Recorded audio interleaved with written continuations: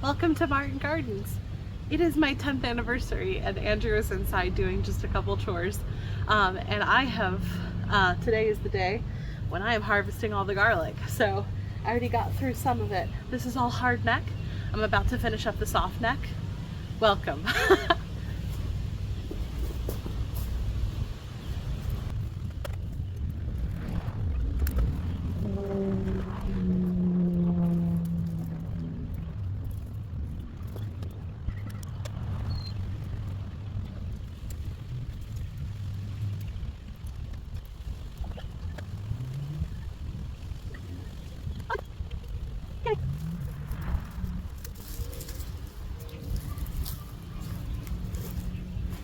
I got 18 hard neck garlic bulbs. Let me put these in the table.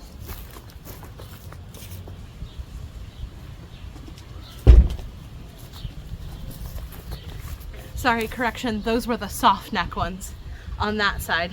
These are the hard neck ones. Let's count them. 21 hard neck. And the hard necks are the ones that put up garlic scapes. So the bulbs on these are a little bit smaller, but I already got a harvest out of them, which was phenomenal. So thanks for joining. I'm gonna cure these and I guess I'll show you later.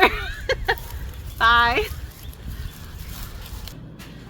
So as it turns out, curing garlic is actually a very interesting process too. You can't kind of leave it in the state that it is because it's gonna rot.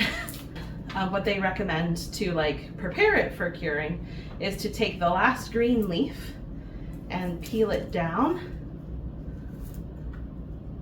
which will take off the outermost layer of paper on the bulb, which happens to also have all the dirt on it. So it's kind of like you're cleaning your garlic at the same time. So you're not dragging dirt through wherever it is that you're keeping these guys. You want to dry them, so you don't want to like wash these off. And then you can trim them to about 6 to 9 inches, it said. I'm just trimming them to the last. And then I have a tray over here that I'm laying them on. These are the hard neck ones. You can see where I've snipped the scapes off of them. I actually left these a little bit too long in the ground, I think. The rule of thumb is to pick them when there are 5 green leaves left. And some of them do, but some of them are down to like just a couple. So for these that don't have leaves that I can peel all the way down very easily, what I'm doing is just kind of peeling back like that and getting the outermost skin off. But the reason you don't want to leave them in the ground too long is that they'll start rotting. And these papery outer layers are what will go first, which is good because that means the garlic won't get hurt if you leave it in the ground a little bit too long. But it's just less protection for the bulb. Anyway, I thought this whole process was fascinating. Hi, welcome back to Martin Gardens. This is my office. But I'm showing you my office because this is where the garlic has been curing. So in order to cure garlic, you need a place away from the sun that is cool and dark from like a sunlight perspective and dry. So a lot of people do it in their garages that have like open windows and stuff where the breeze can blow in and keep the air circulating. Air circulation's a big thing. But my garage does not have that kind of flow through, and the Florida room is not suitable. Anyway, the coolest and away from the sunniest place that I have is this office. I keep the fan going. I have a window unit in here that runs, that has like a dry setting.